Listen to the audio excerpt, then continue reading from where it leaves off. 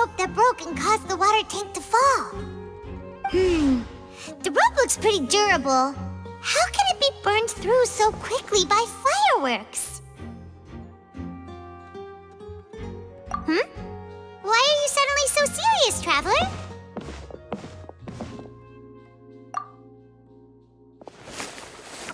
Whoa! Look! This bit is made from different material! Most of it was burned away, but there's still a little bit of it left. So if a rope meant to hold something was made with that kind of material in it, then that means... Wait! Paimon should write all this down! Let's take notes!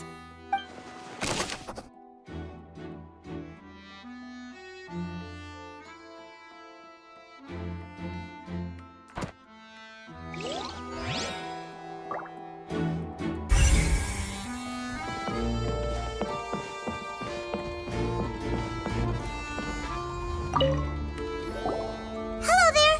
What are you investigating? Oh, this location has also been cordoned off because the Magic Troop members are currently considered prime suspects. The investigation team is still collecting evidence. The seats were all booked in advance, so we were able to deduce the missing woman's identity by checking the guest list. Sure, it's not like this is confidential information. We will publish it later anyway when we petition the public to help us find the missing person. Her name is Halsey. She's a painter from Fontaine who's made a bit of a name for herself. Apparently, she wasn't a regular at the Opera House, but she'd been feeling some pressure with her work lately, which made her decide to come see the magic show. The Magic Troop members all claim not to know her. We have looked into her social connections. It seems that she has no personal grievances or conflicts of interest with the suspects. Simply put, she wasn't related to the Magic Troop at all, which matches the features of the previous serial disappearances. Were the victims of previous cases also chosen at random? That's how it seems to us, in any case. Apart from the fact that they were all young women of around the same age range, there really weren't any other connections between them. Okay then. No need to be so formal. If you do happen to see the missing girl, please be sure to contact us. It is of utmost importance that we get to the bottom of these disappearances.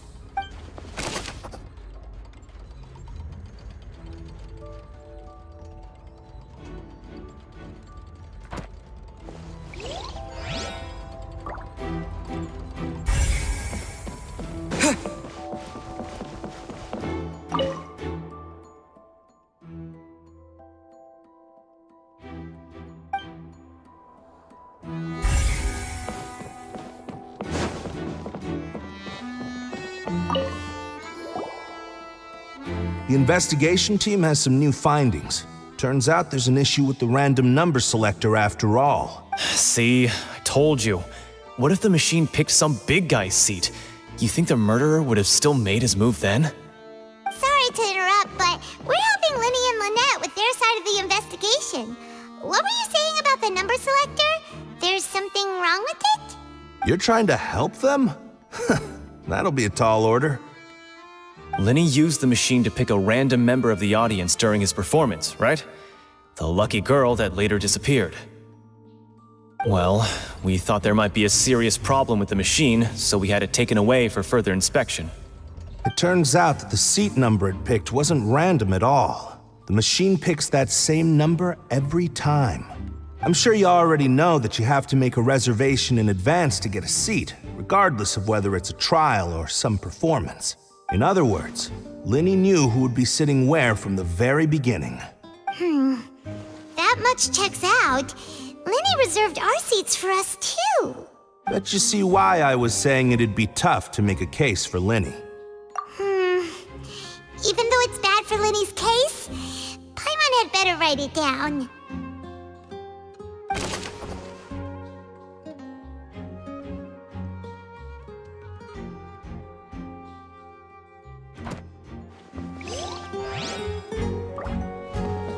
Linny's magic tricks were the stuff of legends, but the way he did this crime, he should have stuck to doing magic.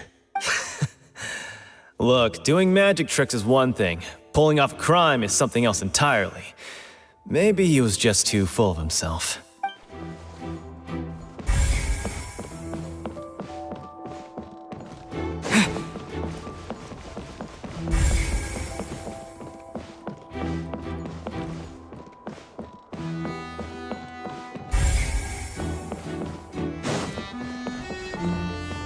If you do encounter Ms. Halsey, please contact the guards immediately.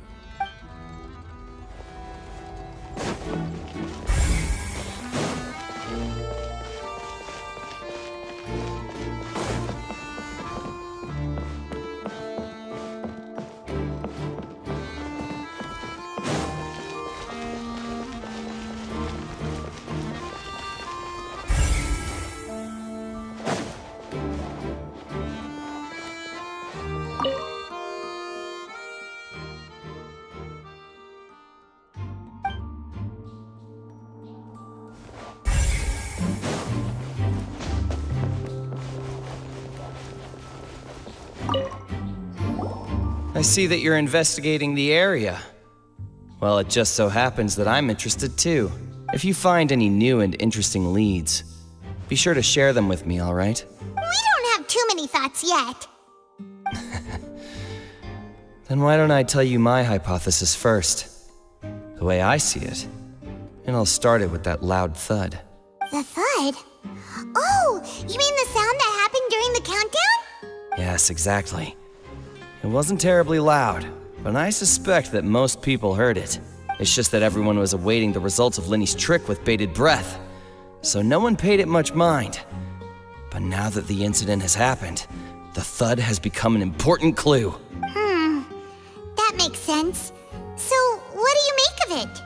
I'm of the opinion that it may have been the sound of Lenny's accomplice, Lynette perhaps, jumping atop the water tank or something like that. And when the pyrotechnics went off, she cut the rope, sending the water tank crashing down. Wait, wasn't the noise we heard too loud for that? Perhaps the balance wasn't right, leading to a particularly rough landing. Oh, that's true. I suppose I must reconsider. That does remind Paimon, though. What was with that sound?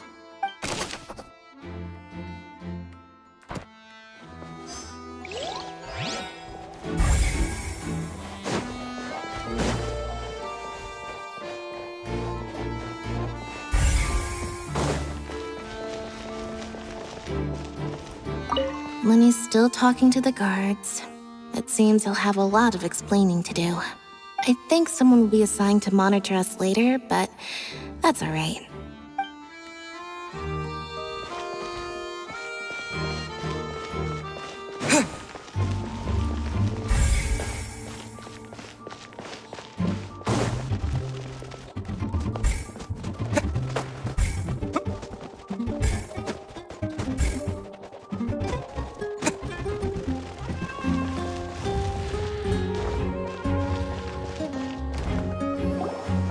Hey, you! Yes, both of you! Over here!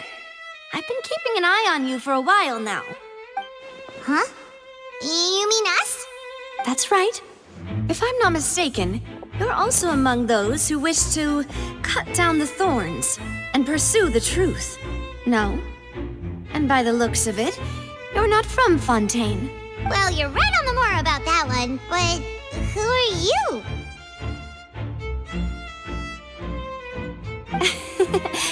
Have you never heard of the Spina di Rosula? From mediating disputes and providing protection to solving conundrums, you name it, Spina di Rosula does it. And I, Navia, have the honor of being its renowned president. Though those who play by our rules call me boss. I'm Silver, her attendant. Pleased to meet you. And I'm Melus. Demoiselle's various daily needs and affairs are under my purview. Huh? Boss? Demoiselle? What gives with the names? Well, I am the second generation president. Melus and the others are still used to my previous title. My apologies, Demoiselle. Should you prefer, boss, I will endeavor to use that instead. No need.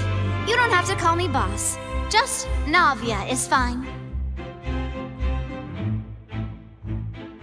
Okay, if you say so. Not that we're members of Spina di Rosula anyway. All merely trifling details. Never mind. Now, back to the situation at hand. That's right. I've always kept an eye on the serial disappearance cases. My interest stems from a matter back from my father's time. Judging from the look of things, I find Linny an unlikely mastermind. Really? We think so too. That's why we're looking for clues now. But how did you come to that conclusion? Intuition, naturally. My unparalleled intuition. Farina sure was quick to point the finger at Linny without any decisive evidence whatsoever, wasn't she? But that's not uncommon for her. If you remember, the justice had to interrupt her and ask if she was pressing charges just to keep her from getting carried away. Anyway, a trial begins the moment someone levels charges. And, of course, there was no way Farina was going to back down in that situation. Sounds more like you just don't trust the Hydro Archon. Well, what's your opinion? I must admit that she can be interesting at times, but liking her doesn't mean that I'll blindly agree with her. All right, I've answered your question. Now, it's time you answer mine. Wait a minute, did that answer count? Well, I say it does. But don't worry, you won't hear any pointless questions from me. In your opinion, do you think it's right to treat a trial like it's an opera? Well? And why would that be?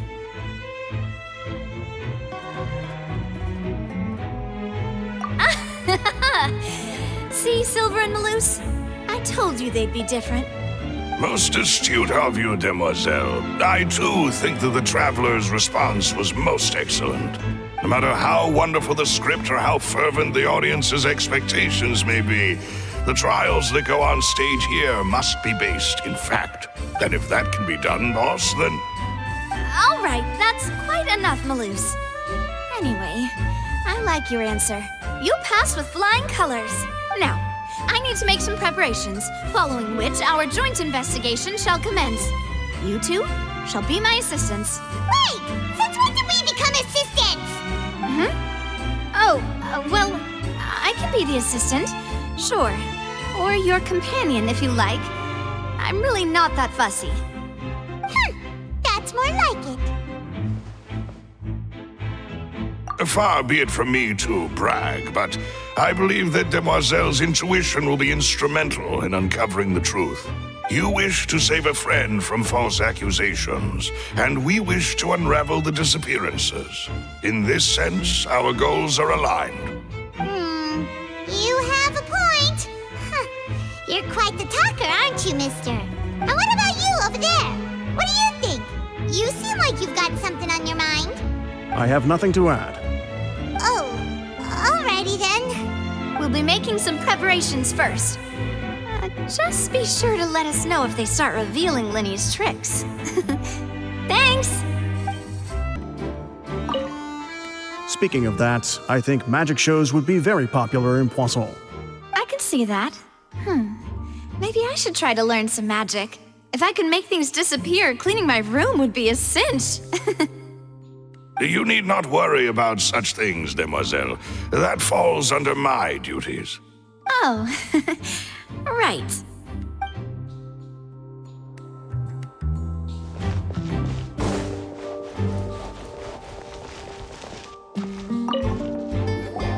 Sorry, but no one can freely enter or exit the Opera House at the moment. If you wish to leave, you must register your identity with us first. No, we're not leaving. We're representing Linny and Lynette as attorneys, so we're investigating the case. Were you always guarding this entrance? Yes. After the Chief Justice gave the order, everyone coming in or out must undergo a strict inspection. So, the missing girl couldn't have left from here. At least, not from that point on. I doubt there was much opportunity then, either. How can you be so sure, Well, because I was in charge of security near the entrance at that time.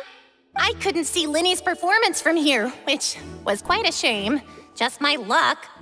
But still, I did not abandon my post, and I stayed put no matter how loud the applause was. If someone had so much as even approached the door, I would have noticed it, let alone if they had tried to leave. We Melusines are good at that sort of thing, you know. So, it's safe to say the girl couldn't have left through here. will be useful info.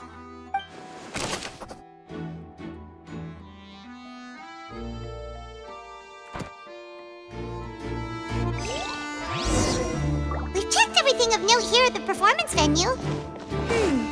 Paimon wonders how Lyney's discussion with the guards is going. Let's go see, shall we? Ooh, things are getting interesting, huh? We're about to see how magic is made.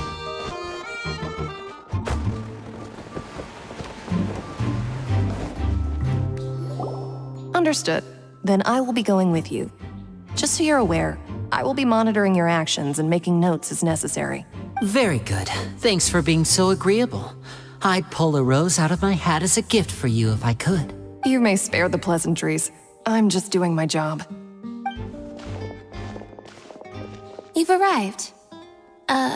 Who's this? Me? I'm Spina di Rosula's guardian angel. If you've got a problem, I've got the firepower. Sorry, I got a little carried away there. Call me Navia. I'm a partner of theirs, and will be helping investigate this whole situation. And these are my companions. Would you mind if they join as well? Fine by me. Oh, new helpers? I would be most grateful. Well, let's just say we're tagging along. It's not every day you get to see the secrets behind magic performed on such a large scale. I appreciate your kind interest. Come with me. We'll be heading below stage. Huh? Below stage? Yes, a world of secrets is hidden beneath this magic box, prepared specifically for this switcheroo trick. But before I reveal everything, you should have a look first. Notice anything strange here?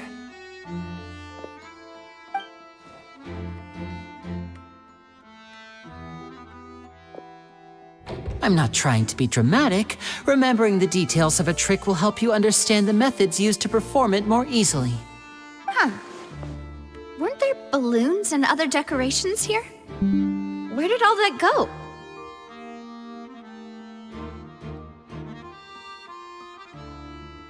Ah, good eye. That said, you're still far from discovering the answer.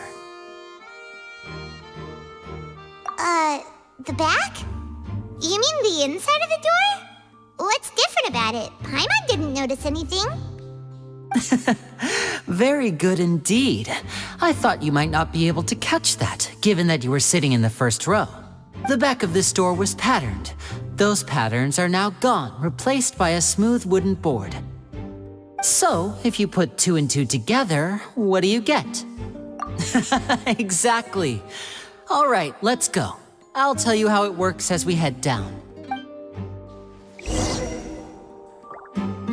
Oh, so there was a passageway under the magic box! I knew you'd figure out most of it as soon as you saw this place. The 2 magic boxes are positioned right above the 2 entrances of the tunnel. See this flatbed trolley? The box with the lucky audience member in it would be shuttled over to the other side using the trolley. This trolley can raise and lower and even rotate, ensuring that the box will face in the right direction. I see. So that's the purpose of the box inside another box. Precisely.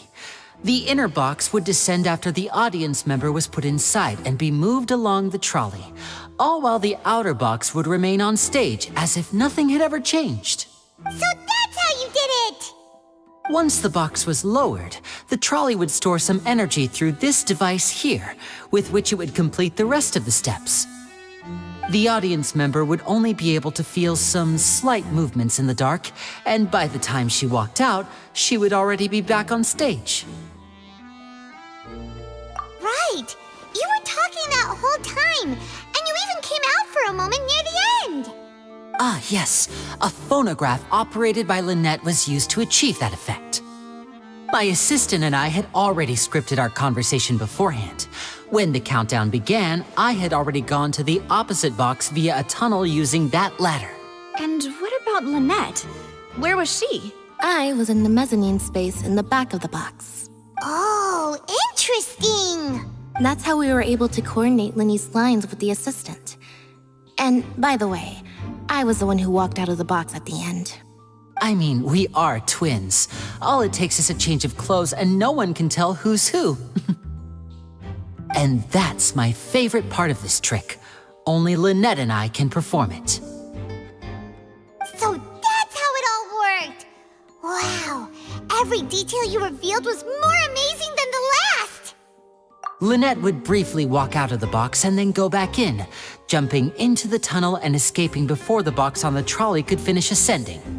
And then I walk out of the other box in the audience area, and the trick would be complete.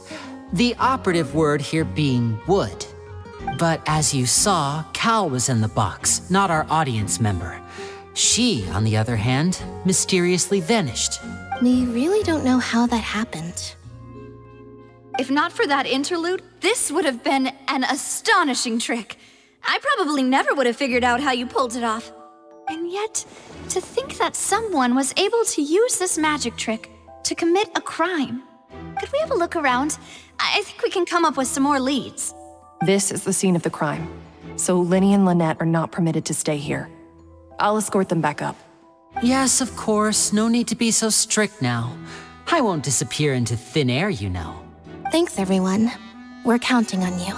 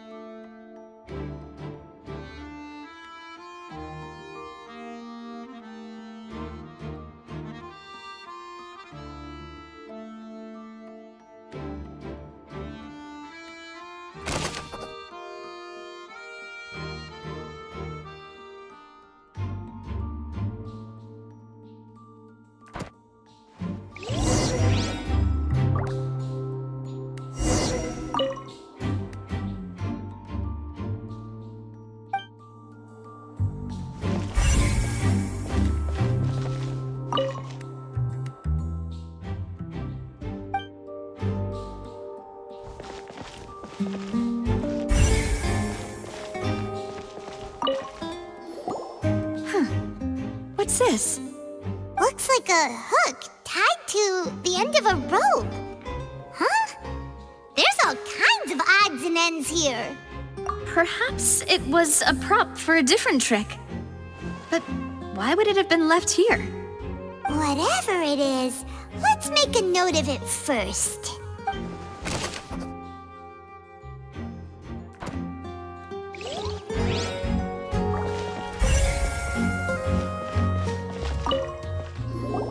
The floor is wet. Please be careful not to slip. Speaking of which, why would there be water here? Oh, Paimon knows! It's one of those tricks where you pour water into a jug and then flip the jug over only for the water to disappear. And here's a broken vase. Huh. Did the trolley knock it down while moving? That can't be. The trolley moves along tracks from start to finish. It couldn't have hit the vase at this distance. Let's note this down too and think about it later.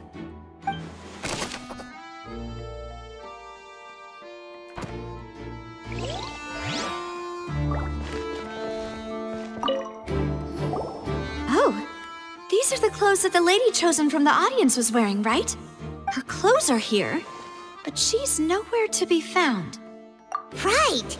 And do you really need to do that if you're kidnapping them? Ugh, this is so confusing. Paimon doesn't want to be a detective anymore.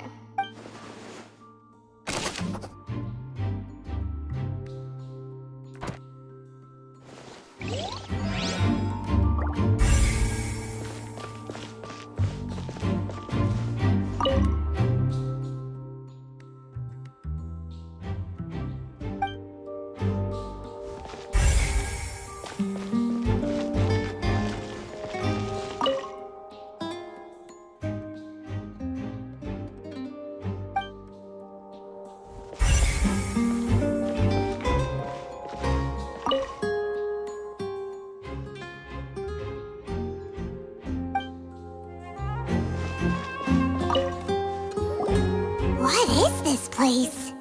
It seems someone could fit through here. Could this have been the suspect's escape route? Alone, perhaps.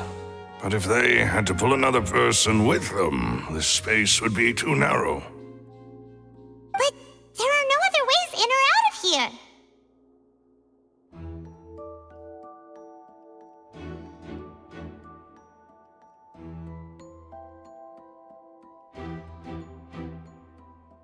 Oh, you're right! Let Paimon write that down.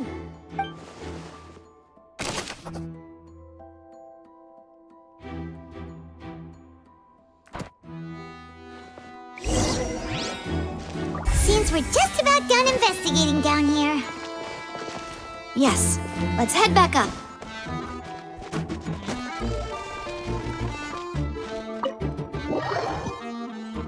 Well, we've ascertained the state of the crime scene. Let's find a place to sort out our findings once Malus returns. Seems to me that there are several things that don't add up here. Apologies for the wait, demoiselle. So, what did the guards say? Did the criminal escape through the vent? They believe the odds of that are very low, since the vent leads to the Opera House's basement. The guards have checked the area carefully. No one left through the basement during the performance or after the incident, and no one was found hiding there. So the tunnels become like a secret chamber then. You know, like the kind you usually see in novels. The plot thickens. Halsey's disappearance and Cowell's death are both quite inexplicable. No wonder Farina was so confident in her accusation. All the current evidence points toward Linny and Lynette. In other words, the charges are very likely to be upheld unless we make some considerable progress. Charges and then trial. So if the charges are upheld, they'll announce a sentence? That's right. This is how a trial goes in the Opera House. During the proceedings, the Chief Justice and the Oratrice will hear statements from both sides. That's right. This is how indemnitium is produced. The statements from both sides, the defenses from attorneys, witness testimonies, and even the audience's emotions will all be projected on the Oratrice. To put it simply, it's as if the Oratrice has its own will and is a judge in its own right. This also precludes any kind of favoritism on the part of the Chief Justice. And not that this has ever happened anyway. Once both sides have finished speaking, the Chief Justice will make his final decision. This, too, will be used by the Oratrice as a reference. Then, finally, the Oratrice will be consulted by officials. The result it returns is the will of justice itself. Huh? So that machine is the one that actually decides? Paimon thought Neuvillette called the shots. In practice, there is very little difference. Both have always come to the same judgment, which is why people have great faith in the Chief Justice. Yes, the guards also asked me to convey that none of us will be allowed to leave this place before the trial. Huh? Why? Because we've chosen to act as the twins' proxies. That makes us persons related to the case. They're concerned that we might be colluding with outside parties, or that we might find outside help to disrupt the case. And even if that were not so, it could prove problematic if we happen to spread key information about the case ahead of time. I'm ready to break out at any time. Whoa! There's no need for that! Paimon thinks they have a point. That said, are they providing food? Of course. I just hope you don't mind the lack of options. I'm afraid that catering to all tastes is not in the cards, nor is any guarantee of balanced nutrition. In that case, let's just sort out our findings together here. Pity. I was hoping to take you to try some of Fontaine's famous desserts, too. I mean, what better way to properly think through our findings than over some tea and sweets? Huh. Breaking out suddenly doesn't seem like such a bad idea after all. Just kidding! Paimon will still do her best, even if there are no snacks. What do you mean, no snacks? Of course we'll have snacks. If we cannot buy some, then we'll simply make some. Huh? Here? But how? Understood, demoiselle. Everyone, please come with me.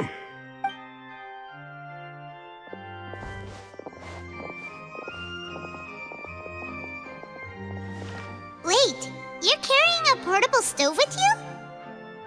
Yes, I must be prepared to meet the demoiselle's baking needs whenever the fancy strikes her. I have eggs, sugar, and almonds at the ready. Good work, you two. Then I'll get to it. Please sit tight for a moment. You'll get to taste my awesome snack soon enough. These three are quite the interesting group.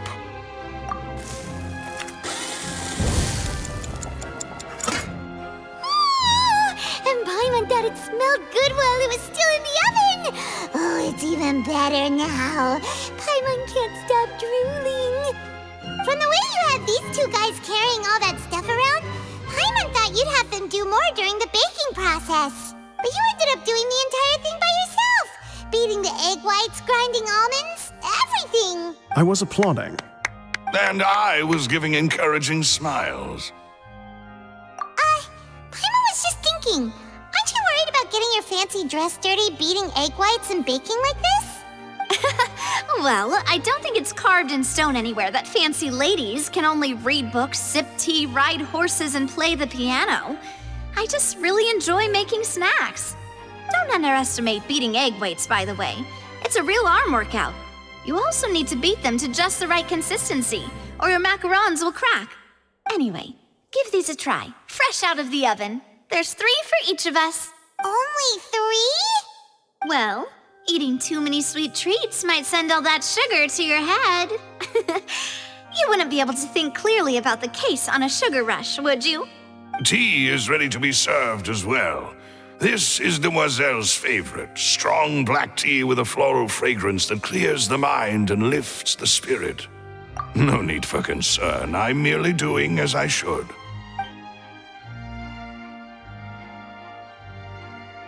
All right then, down to business. As Paimon mentioned previously, the tunnel seems to be something of a secret chamber. However, we can assume that Lyney and Lynette were not alone within it. Some criminal also occupied its sealed confines. The magician twins could have committed the crimes, of course, but they lack any logical motive. Exactly! Why would they do such a thing right when everyone was watching? The flower vase and the thud we heard during the performance could indicate some altercation between Halsey and the criminal in the tunnel, resulting in the shattering of the vase, the discarding of her clothes, and her abduction. Perhaps the criminal thought that since she was chosen from the crowd, she would be too easy to identify if she was still wearing the same clothes. Paimon thinks that makes sense, but the real trouble is... True. None of the clues we found thus far support the existence of this third person. But the only people left to consider are both technically victims, whether it's the missing girl, Halsey, or poor Cowell. Huh. Could Halsey have secretly made modifications to the magic props in order to murder Cowell before making her escape? That's right. And even if she had tampered with the setup, she would need to understand the entire trick to pull it off. Nor does she have any motive. The guards said that she has never had any dealings with the Magic Troop's members. Were we not thorough enough in our search? From the sound of things, this is turning into an impossible case. Your macarons are amazing though, Navia. They smell great! They're nice and crisp and super sweet! They are my specialty after all. And I see you've already had 5 of them. What? 5? Oh, that can't be right. Paimon only counted 3, honest! Please don't worry about it. At my age, a few less sweets might actually be a good thing. No. Being greedy is one thing, but Paimon knows how to count. Besides, Paimon knows that if she ate too many, then others wouldn't have enough. Wait, even you don't believe Paimon? How could you? If Paimon ate those 2 extra macarons, then may they turn into stone in her stomach! All right, we get it. Well, I suppose one of us might have gotten too engrossed in our chat and eaten them by mistake. No big deal. Lelouch, set up the stove again if you would. Huh? What are you doing? Making sure everyone gets 3 macarons, of course. Exactly. We don't want to trouble you. As you wish, demoiselle. And I have the egg, sugar, and almonds. Well, this really is your hobby, huh?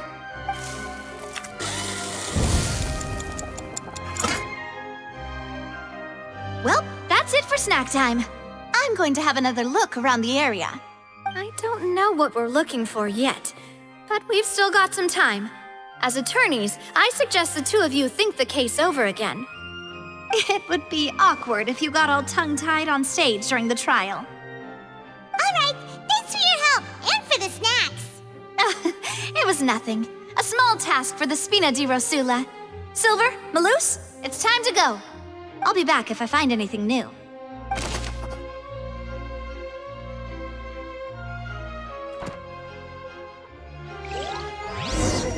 All right, it's time to put our heads together. We've got to get our defense ready for the trial.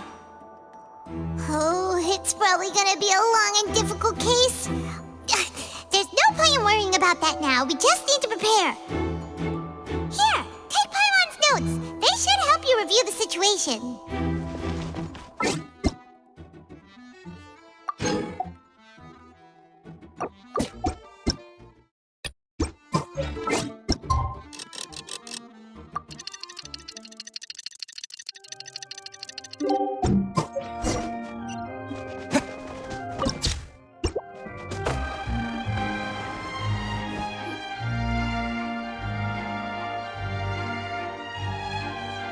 The whole situation is so confusing. Good plan. Impossible things don't just happen. We'll get to the truth one way or another. Just relax. Even if everyone else suspects Lenny and Lynette, at least we will be supporting them from the stands. Besides, I doubt Farina understands any more about what happened than we do. Thanks, Navia. Well, we'll be going then. Best of luck to you.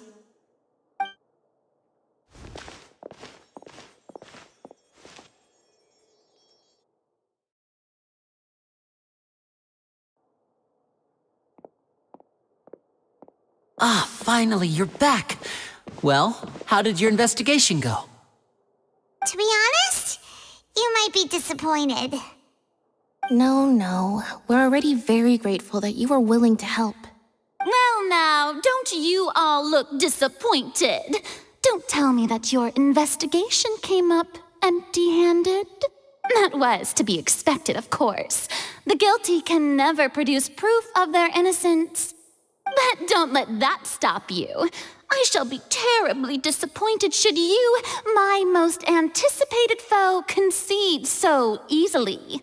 Since both parties are present, I declare that the trial regarding the magic show incident is now in session. Firstly, in order for the audience to understand the causes and results of the incident, could we please have Mr. Linney explain the trick? Yes, of course. I will explain while Lynette demonstrates on stage. All the necessary items have been prepared.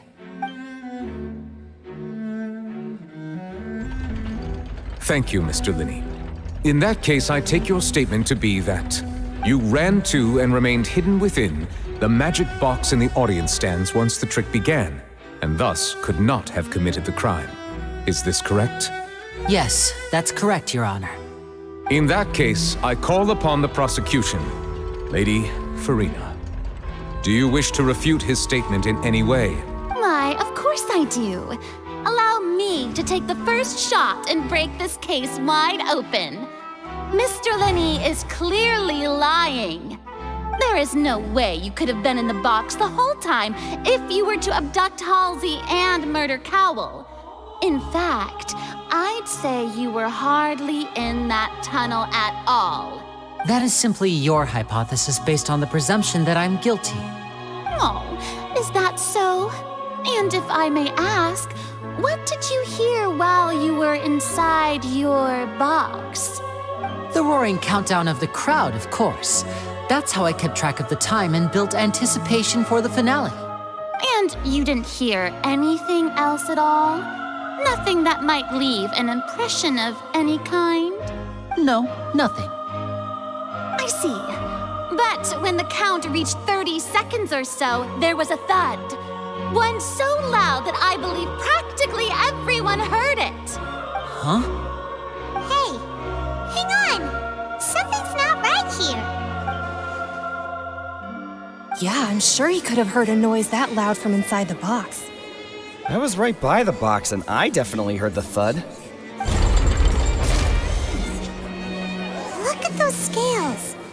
Could those mean... Well then, ladies and gentlemen, allow me to use the words of the magician himself. You never know what can happen in the blink of an eye. Indeed, it seems his alibi can also collapse in the blink of an eye. Of course, I have armed myself to do far more than smash your alibi.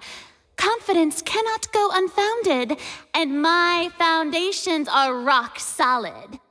Tell me, aren't you and Lynette actually from the House of the Hearth? The House of the Hearth? No wonder they did something like this. So the serial disappearances were the Fatui's doing. Now it all makes sense. I've got a feeling that what happened on stage probably wasn't just an accident.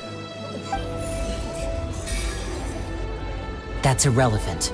Our identities have nothing to do with what happened. Indeed. Then perhaps you could tell us everything that happened during that 1 minute. Your first priority is to prove yourself innocent after all. I'm sure there is little that needs to be kept secret now. Unless your script already has holes in it. The Outlander is speechless. My, oh my, don't they look flabbergasted? Now comes the infighting and discord, I suppose.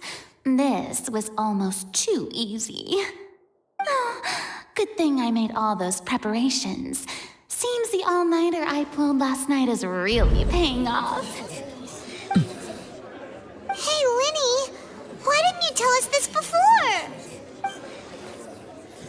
Order! Order! Mr. Linney, allow me to re-establish the facts. Lady Farina has raised 2 points. First, when the thud was heard in the Opera House, you were neither in the box nor the tunnel. Second, you and Ms. Lynette are both members of the House of the Hearth. Are these claims true?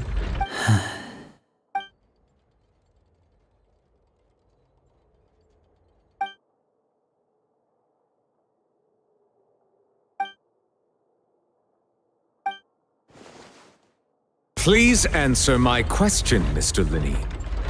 I'm sorry. Yes, they're true, Your Honor. I knew it!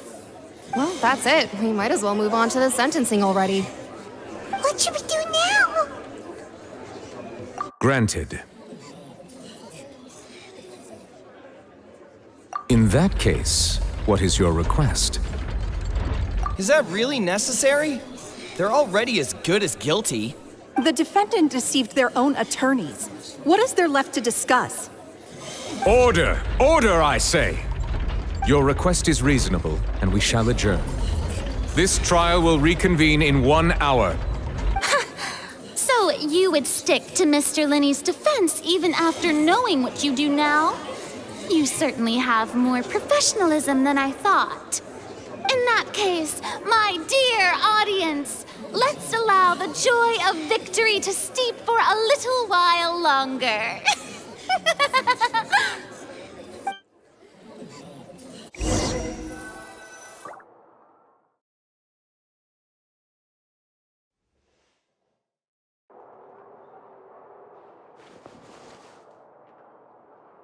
Well, this is awkward. I didn't think the Hydro Archon would dig all that up. I'm sorry, Traveler and Paimon. Yeah, sorry. Paimon doesn't know where to start. We trusted you two. We based our entire reasoning on the assumption that you weren't bad guys. Not to set the wrong tone or anything, but Paimon's really mad! I'm very sorry. I know you're angry, and reasonably so, but please, let me explain. I know you've clashed with the Fatui several times before. I wouldn't be surprised if just hearing the word is enough to make you upset.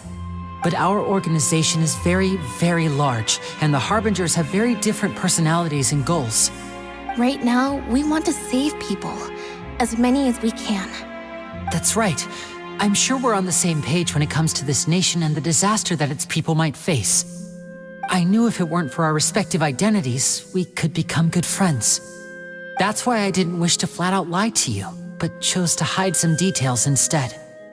The truth is very important, but being completely transparent about everything would see us spending more effort than we need to. Right. So, you be the judge. Heck, if I were you, I fear that I'd even struggle to trust me at this point. You met a Fatus who works as a magician, a trickster by trade. All by coincidence, too. But still, I'm asking you to trust me. I am no criminal. At least, not in this case. Sorry. Please forgive us.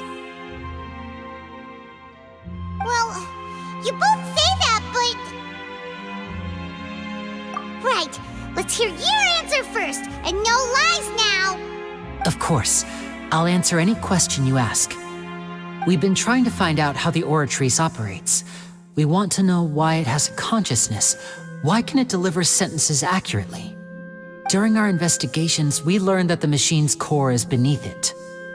From that moment on, Lynette and I have been designing this box swap trick with the objective of getting close to the core. Is that why you needed a whole minute? That's right. In truth, the audience would take about 75 seconds to count down from 60, while I would only need 15 to get to the opposite box. So, after jumping into the tunnel, I accessed the Opera House basement via the vent, and went to investigate the room in which the core is stored. That air vent was created during the construction of the tunnel specifically to execute this step. Well, nothing. As soon as I reached that room and was about to investigate, I heard someone's voice. Which should have been impossible, of course. I was quite certain that I was the only one in the room. That voice seemed to recognize me and tried to speak to me. I chose to err on the side of caution and retreated the way I came. On the way back, I saw the broken vase and the clothes on the ground, but the countdown was almost finished, so there wasn't time to give it any thought. After that, the homicide occurred just as you saw. Well, that explains why you didn't hear the thud. Because of that prophecy I told you about, of course. We must know all we can about this nation's secrets in order to deal with that prophesized crisis. That's the only way we can save everyone. So, there you have it. The whole truth. I swear, I didn't hide anything from you this time. It was never my wish to proceed under this cloud of mistrust either. But like I said earlier, you can be the judge. If you want to leave because you don't trust the Fatui, there's nothing I can do to stop you. Well, Traveler, you decide. Paimon will follow your lead however you choose.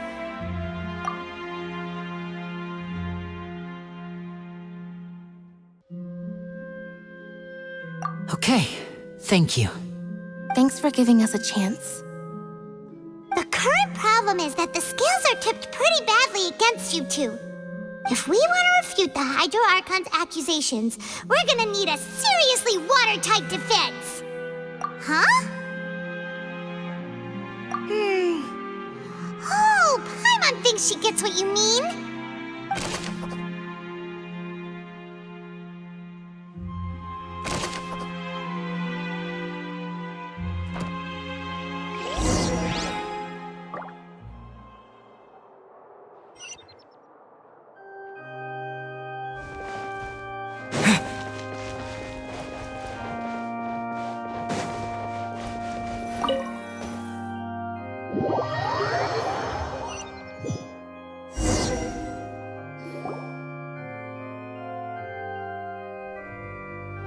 Both parties have returned to their positions. Let us continue the trial. When last we left off, Mr. Linney acknowledged the new evidence presented by Lady Farina as fact. Therefore, Lady Farina may continue stating her reconstruction of the events. That took long enough. Now then, if everyone would lend me their attention. At this stage, let's revisit that scene from Linny's perspective.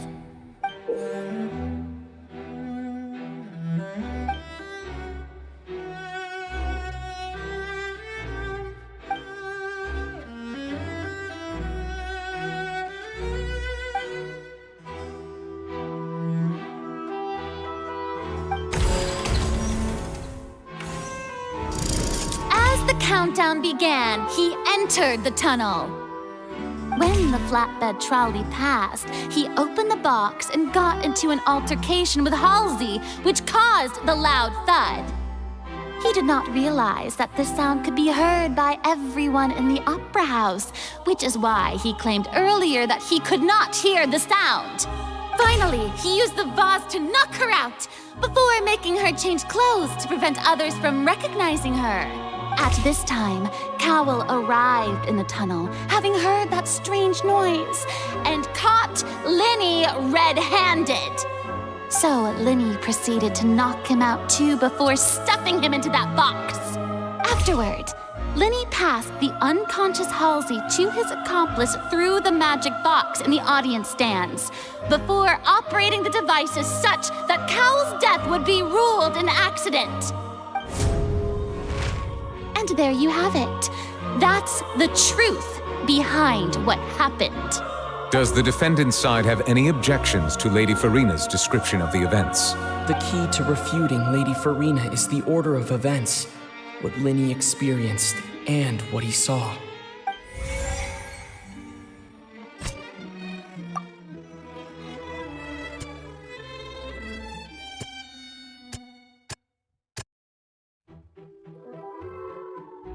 Seems this won't produce a particularly effective rebuttal.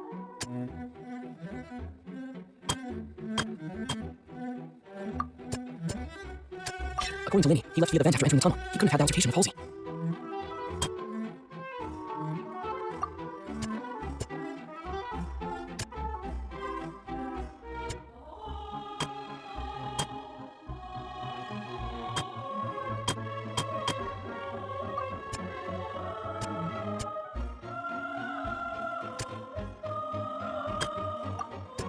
Seems this won't produce a particularly effective rebuttal.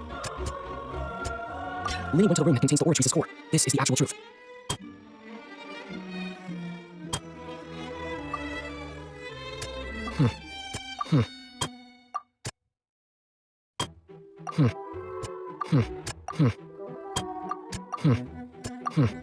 Linny did not take part in the underground altercation. He only witnessed traces of the aftermath. Attention! Ace Detective Paimon has something to say! When the countdown started, Linny did indeed go into the tunnel. But he immediately used a vent to access the Opera House basement, which is where the underground core of the Oratrice is stored. Once he reached that area, he heard a voice in what should have been an empty room. Since he felt something was amiss, he returned immediately. The crime scene had already developed by the time he reached the tunnel again, and in order to complete the magic trick, he did not remain there for any length of time. Finally, he reached the surface, and that was when the accident happened from his point of view. Therefore, he's innocent!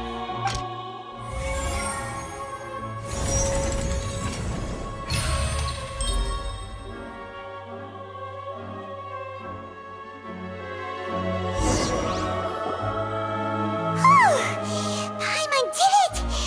Paimon actually managed to say all that! Wasn't it awesome? In other words, you believe that he knew nothing of the incident? That's right!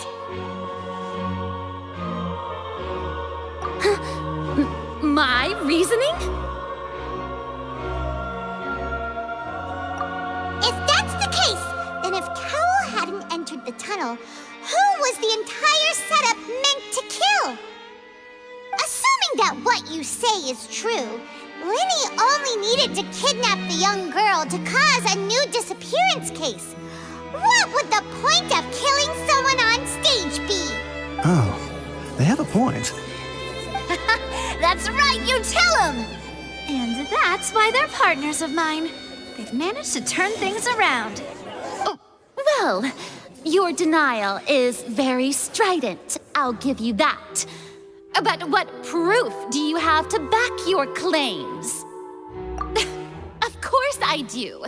If he had been in the magic box the whole time, how could he have not heard that sound? Why do you ask? You're saying that he wasn't?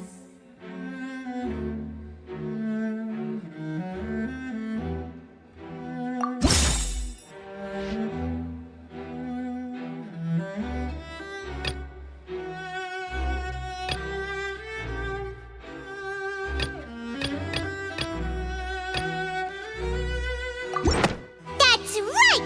Linny wasn't in the box or in the tunnel. That's why he didn't hear anything strange during the performance. This means that when the crime happened, Linny had already entered the basement via the vent. The same clue you used to disprove his alibi has now become the best proof! How do you like that? Well played. To think you'd use such logic. Well then, if it wasn't Linny who committed the crimes, then who was it?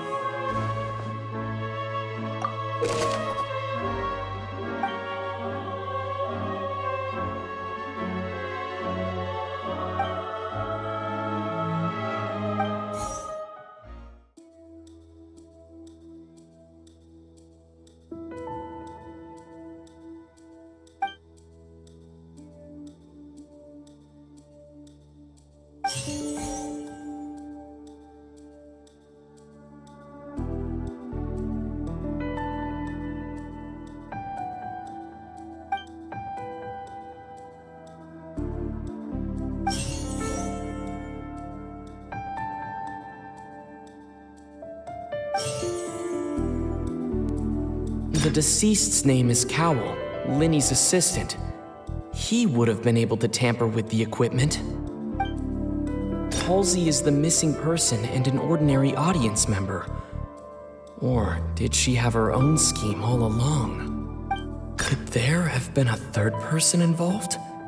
Is that really a possibility? The deceased's name is Cowell, Linny's assistant.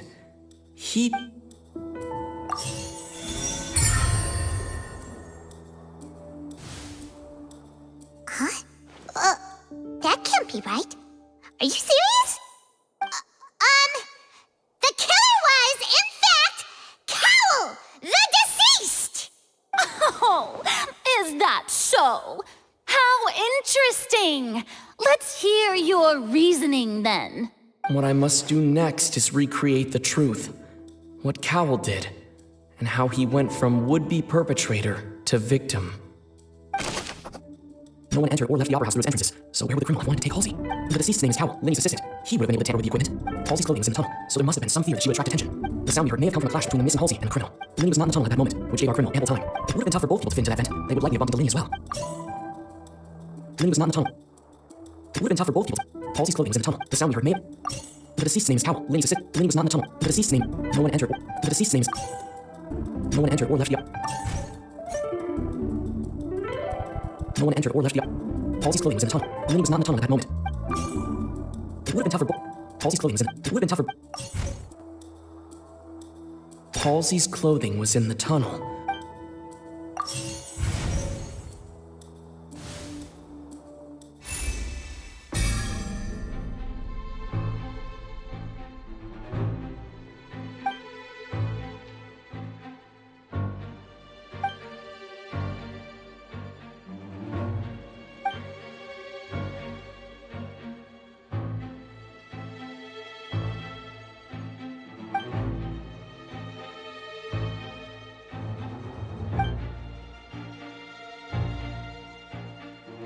What's wrong, Traveler?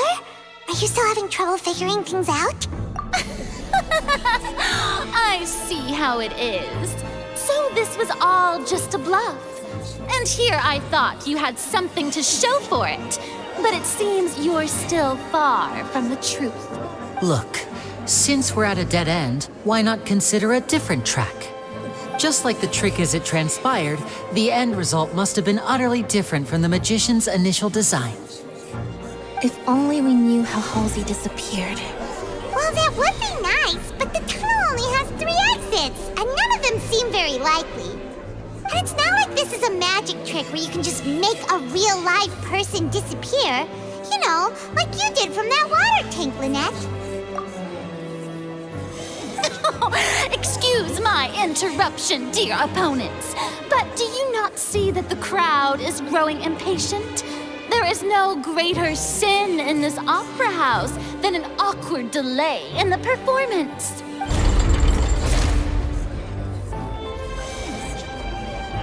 If the defense is unable to make further effective arguments, we will move on to the next stage of the trial. Linny was not in the tunnel at that moment, which gave our criminal ample time. The sound we heard may have come from a clash between the missing Halsey and the criminal. The deceased's name is Cowell, Linny's assistant. He would have been able to tamper with the equipment. The vase was not broken by chance. It was used to cover important evidence, the water.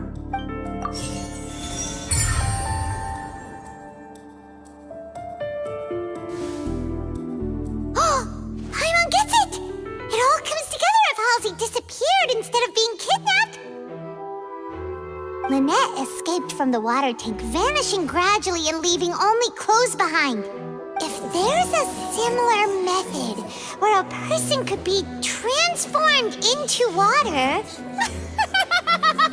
Oh, just a moment, please. I do hope you know how preposterous you sound at the moment.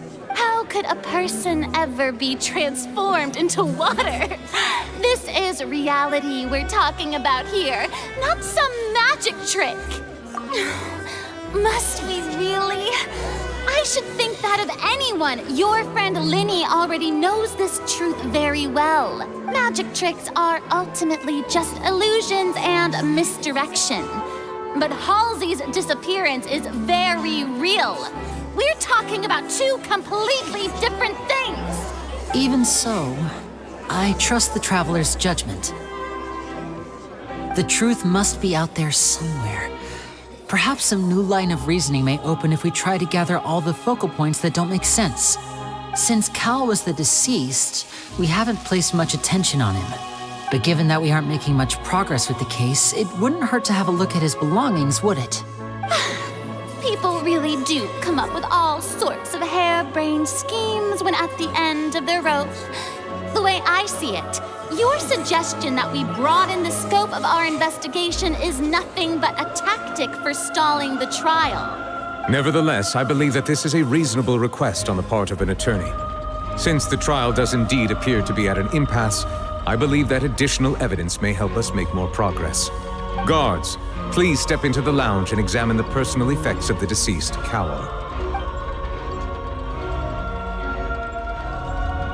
We are still examining the items, but we have already made critical progress that we feel must be shared with everyone post-haste. We discovered several test tubes of fluid within Cowell's baggage, each labeled separately. The notebook in his backpack claims that these fluids are... water from the primordial sea. The primordial sea? The note's contents also indicate that Cowell belonged to an organization that sells illegal drugs and that he had an accomplice. The notebook has many entries concerning safe usage of these fluids, in which the keyword dissolve appears many times. One of these tubes was labeled Opera Epiclese, along with yesterday's date. It is empty. The notes also state that these dissolution properties work exclusively on people from Fontaine. It's likely that Halsey was chosen as some sort of test subject. As such, we believe that the defense's hypothesis is, in fact, supported by sufficient evidence. You've got to be kidding! People dissolving into water? Could something so ridiculous actually be true? Wait a moment. This reminds me of a certain prophecy, but it's just a coincidence, isn't it? Huh. If people can become water, does that mean that the water tank's real use was as a means to hide water stains? And if Cowl was targeting that girl... Wait just a minute. Could that mean... You two, with me, quick! Demoiselle, wait! What about your partners? Let's go. Just trust me. Order! Order!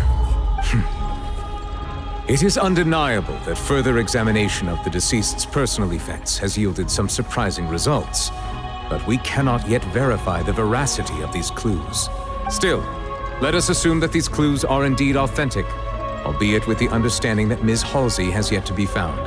Guards, please continue examining the items along these lines.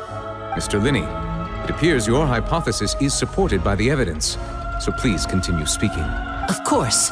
Thank you, Your Honor. If we uphold this hypothesis, I believe that many of this case's seemingly unrelated clues can be connected together. Right! Like the metal hook! That one didn't make sense at all. Let's think about this. Cowell's methods must have something to do with that water from the primordial sea.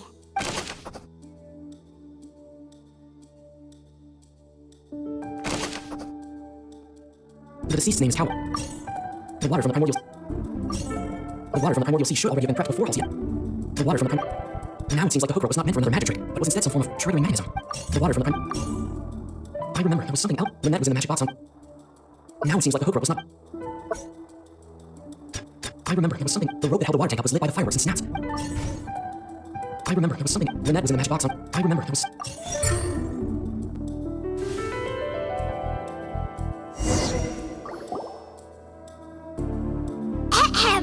It's Ace Detective Paimon's time to shine again! In the original plan, Cowell would tamper with the water tank rope and the number selector securing his target. When the magic box containing Halsey was lowered, the metal hook would retract gradually and pierce the balloon at the top of the box. When the balloon attached to the box popped, the water from the primordial seed inside it would pour down and dissolve Halsey. Afterward, Cowell would enter the tunnel and break the flower vase to conceal the water inside the tunnel, with the remaining evidence being covered up by the water tank on stage. But he encountered something unexpected in the tunnel and wound up being fatally hit by the same water tank he meant to use to cover his tracks. Huh. That does make sense. That actually links together a lot of the more confusing pieces of evidence. Oh dear, what do I do? Even I think they sound convincing now. Have I falsely accused an innocent person? What a humiliation. Now, it seems like the only point of contention remaining is the exact circumstances that led to Cal's death. His notes mentioned he had an accomplice who could be related to the situation. On that note, the guards have just contacted me indicating that they uncovered new evidence. I shall now invite him on stage to share it with us. Thank you, Your Honor. We were just inspecting the luggage of the other people involved in this case, and we found an identical sample of the water from the primordial sea among Linney's personal effects. What? That can't be. Oh, I see. Well, how wonderfully comedic to have your own counterattack only to come back and wound you. Does this not clear all doubt? My dear citizens, my loyal audience, allow me to present my reasoning and bring this performance to a swift close. Linney did not need to take part in the dissolution of the young woman at all. Indeed, he did leave the scene via the vent. Having made modifications to the props beforehand, his accomplice Cowell then caused Halsey to vanish using the water from the primordial sea. But upon his return, in cruel avarice, Linney desired sole credit and prepared to do away with his partner in crime. Ultimately, he knocked Cowell out, and the tool meant to cover the crime up also became a murder weapon. Now, as much as I regret having come to such a viciously straightforward conclusion, it does seem that the famed Fatui is quite the cold-blooded and ruthless organization. Am I right, Mr. Linny? We've used up all the evidence we collected. There's no way for us to make a rebuttal here. Is this the end of the road?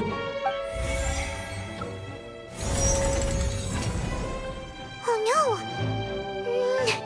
Paimon can't think of anything either. It doesn't look like there's any way around this. Seems using the water as new evidence was too good a move. Why did this have to happen now? I think we've all seen enough now, and we have ample witnesses to my flawless reasoning. I believe this is indeed the finale. Now then, my good, noble Chief Justice, should we not, in your view, Excuse me, everyone, but I must interject. Miss, I must ask you not to shout and to respect the ongoing legal proceedings. Oh, come on. Don't be hasty. I have a good reason for interrupting, you know. Now, would anyone here like to take a little break from all this debate and see a little magic? I'll show you an amazing trick. One that can bring a young woman who has disappeared back in the flesh, right before your very eyes. Please, do the honors, Mr. Linny, if you would be so kind. What in the world is she saying? No offense, miss, but miracles like that are beyond my scope as a magician. Come on now, don't be silly.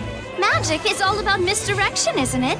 It often conceals the truth while presenting a fascinating illusion. But once everyone believes the illusion, can't magic reveal the truth to them once again? And wouldn't such a trick be the most marvelous finale to today's performance? Come on, Linny and Lynette, give it another go. Don't worry. Spina di Rosula has made the necessary arrangements on your behalf. But as the magic makers and stars of the show, I think I should leave the final performance to you. I understand.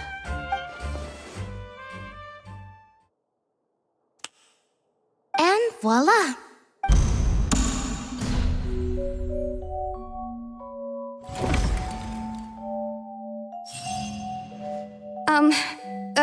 Sorry for the interruption.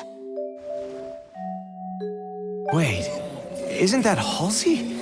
So the whole thing about people dissolving wasn't true after all? To be clear, I'm only here because this person told me that if I testified, the merit of doing so would lessen my sentence. I was hiding outside this room listening to the proceedings because I was afraid that I would be the one put on trial. I was just feeling happy that no one had noticed me, and then before I knew it, she caught me. That'll teach you to underestimate us three. Where should I begin? I'm sorry. I'm the one who killed Cowell. I admit it. What? Why? Firstly, my name isn't Halsey. It's Lillian, and I'm originally from Mondstadt. I heard that Linny's show was gonna be a real thriller, but I missed the chance to buy a ticket, so I stole one. That's how I make a living. I steal stuff here and there. And I'd never been caught before. But I was noticed at the harbor a few days ago, and I barely got away. Linny was the one who caught me in the act. Hey, no wonder you look familiar. So you were the thief. Liddy even mentioned that you were pretty skilled. Well, and I thought that would have been the end of it, but then the number selector chose me. He even mentioned the Fortress of Meripede. That's a prison, isn't it? So you can imagine how shocked I was. I thought he was on to me for sure. So I played along with the show while looking for an opening to flee, but then I got water poured on me for no reason, and then someone jumped into the tunnel to nab me. I wasn't going to take that lying down, so I knocked him out and stuffed him into the box. There was nowhere to run from there, though, so I had to change my clothes and hide in a box containing performance costumes. I slipped out after the first guard arrived at the scene and continued hiding inside the opera house. Can a person even hide in there? But I swear I didn't know that the water tank would fall down. Really, I swear it. Had I known that, I wouldn't have put him in the magic box. I may be a thief, but I'm no killer. Well, that makes everything pretty clear now, doesn't it? This time, we need to tell the entire story from Lily-Ann's perspective.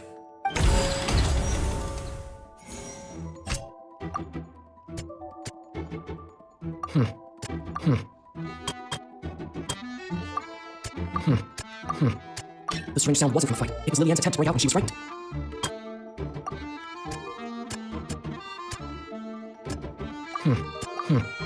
The flower vase was not broken to cover anything up, but it was smashed during the struggle between Lily-Ann and Cowell. Lily-Ann was afraid that she would be recognized if she left, so she changed clothes and hid, biding her time. Just what one might expect of an experienced thief. And it's Ace Detective Paimon time! Having been selected out of the blue, Lily-Ann panicked. Her panic only intensified after she entered the tunnel and had water poured on her head. So she kicked the door open, producing the thud we all heard. Hearing the commotion, Cowell leapt into the tunnel, only to discover that Lily-Ann had not dissolved. He did not know that Lily-Ann was not from Fontaine, but was a thief who made her way in by stealing a ticket. Mistakenly believing that the water from the primordial sea needed time to take effect, he tried to force Lily-Ann back into the box. The two broke the flower vase during the struggle, but Lily-Ann came out on top, knocking Cowell out and putting him in the box. With no way of escaping, she changed her clothes and hid in the costume trunk until the performance ended.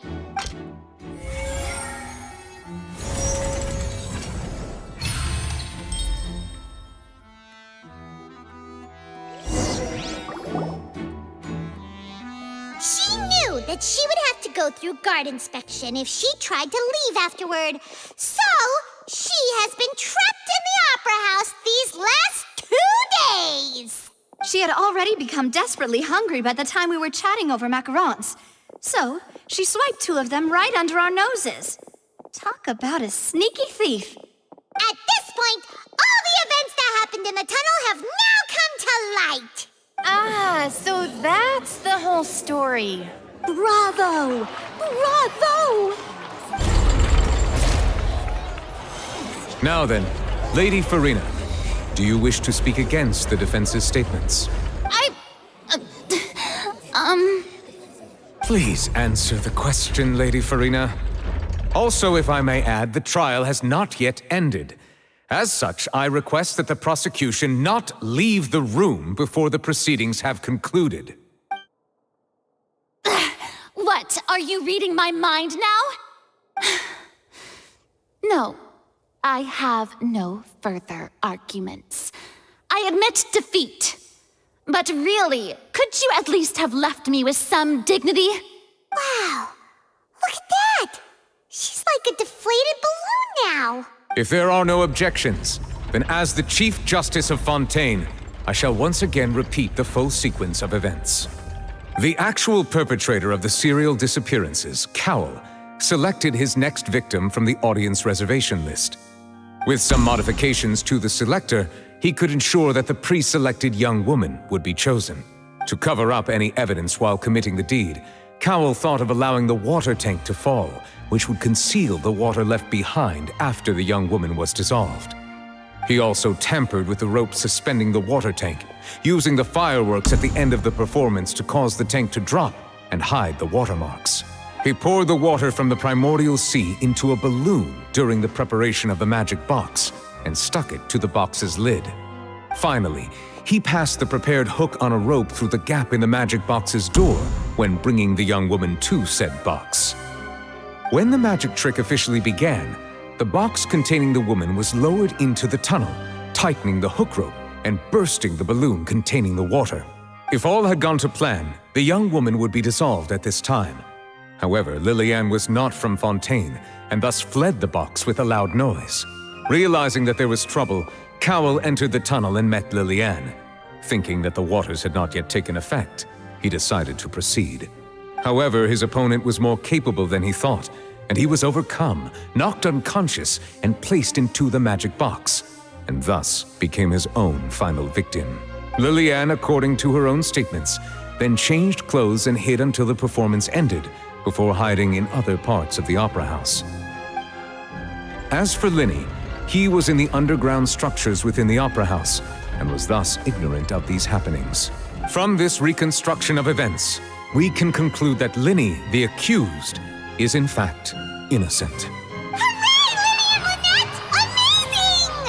While there is much in Linny and Lillian's conduct that should still be investigated separately, this case, at least, can be handed over to the Oratrice to make the final decision.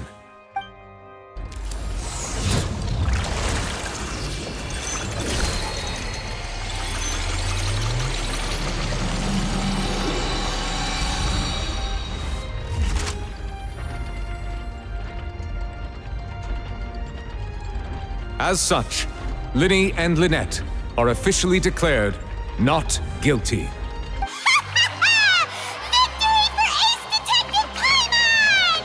Great work, partners. Thank you all. Thank you so much. Next, I think we deserve an explanation, Guard Vaughn. How did you find the water from the primordial sea in Linny's baggage? Right! Your discovery caused me to make a serious mistake, you know. Or was that not a discovery, but false evidence that you dared to bring before this court? I suspect that the accomplice mentioned in Cowell's notes was not Linny, but you, yes? I'm sure you know what you must do to lessen your sentence. Speak quickly! Unless you want to earn yourself a one-way ticket to Coupon Town. I was just following orders. We were supposed to place blame for the serial disappearances onto Linny, and thus cause suspicion to fall on the Fatui. The higher-ups said this was the best opportunity to do so. And now that your plan has fallen through, and the secrets of the water have been revealed, you have become a liability to said higher-ups, yes? Therefore, you would be wise to tell everything you know, and seek the protection of the guards. Yes, I'll tell you everything I know. Our boss discovered that the water can cause people to dissolve. It can also be made into a potion, which when extremely diluted, can cause people to experience unforgettable exhilaration. We've been in this business for a while now, and have made decent more off it. The disappearances were also the boss's idea. I mean, this is the boss we're talking about.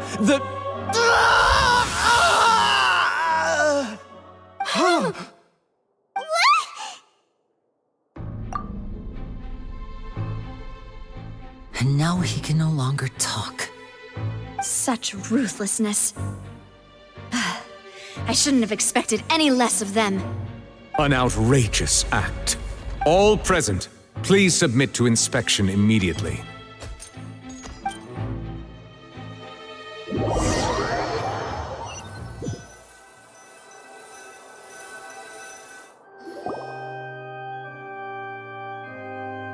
So, we're just going back now?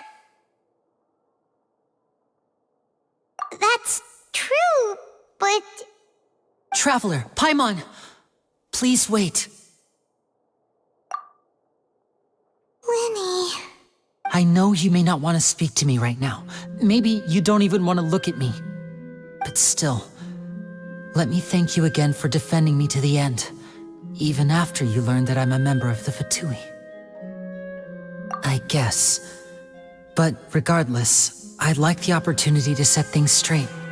I didn't approach you with any ulterior motives or ill intent. I've spoken to you as myself, just plain Linny this entire time. As for why I'm a Fatus, it's because the goals of the House of the Hearth align with those of an orphan like me. That's all. That was how Father, who you might know as the Knave, approached recruiting us back then too. The Knave? The one who controls the House of the Hearth? She's your father? That's right. And since we're here, I was wondering, would you mind hearing a story? It's about my past. Back when our parents first died, Lynette and I were left wandering the streets. To survive, I took to surreptitiously observing an older street performer who did magic. It took me several days to figure out how he pulled off his amazing tricks. I took my sister through several streets until we found a crowded corner, and we began to perform magic tricks there. To my surprise, we proved to be pretty popular, and we could at least stop worrying about where our next meal would come from for a time. But I didn't want my sister to remain a street rat together with me forever. Before long, an aristocrat came to me and claimed that he wished to take us in after watching my performances.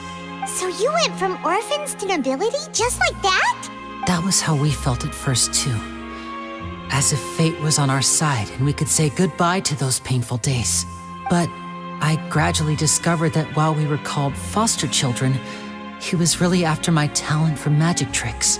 He would constantly take me to all sorts of banquets to garner attention, which he would then use to expand his social circles. That doesn't seem too bad either. Better than roaming the streets at any rate. It took a while for me to realize just how dark his heart really was. After one particular performance at a banquet, I discovered that Lynette was not on the same return vehicle as me. I waited a long time after we returned home, but she did not come back. I went to that noble's bedroom and asked him about her whereabouts. The answer he gave me was, she caught the eye of the most eminent person at the banquet, so I sent her over as a gift. I mean, you'll be able to perform your magic regardless of who your assistant is, yes? Oh no. So he was gonna... But wouldn't Fontaine's laws deal with such people? As far as outsiders are concerned, this is a relationship akin to adoption or foster care, and they have their ways of escaping the eye of the law. I managed to ferret out the location of the mansion of that so-called eminent person and hurried through the night. But by the time I leaped over the walls, avoided the guards, and made my way in, all I saw was the moonlit ground covered in blood, and the knave standing there in the darkness. So, she'd already taken care of that guy. That's right. She had rescued my sister before she could come to any harm, and had even discovered several girls hidden in a basement, all of them orphans. Father, the knave, might have seen something in me, and so she made me an offer. The House of the Hearth welcomes you, for your interests align with ours. Here, none will ever betray you. Indeed, betrayal shall never be permitted here. I was hesitant to trust her. I had just been betrayed by nobles. But she was also quick to destroy the noble who had taken us in at first, giving us back our freedom. Oh, so that's how the two of you joined the House of the Hearth. She has her own plans. She has gained permission from the Tsaritsa to first use the Gnosis' power once she obtains it. She plans to use it to find a way to break the prophecy and save Fontaine. So, she believes in that prophecy too? That's right. The whole House of the Hearth is currently working to combat that crisis. Today's case has also proven that people from Fontaine can indeed dissolve into some sort of water, thus further supporting the prophecy. All of us house members here, Lady Arlecchino herself included, are from Fontaine. We won't give up on defending our homeland. To us orphans, the only connection we have left to this world, apart from our family, is our homeland. So, from small deeds like distributing magic pockets to huge schemes like stealing a Gnosis, everything is aimed at dealing with that prophecy. It's all right. I understand. The only thing I can do is relate all this to you. I just hope you can understand that even as a member of the House, I have never stopped making my own decisions, and that I believe what I'm doing is right. If you should need anything at all in the future, feel free to find me. I will do my best to help you, as plain Lyney.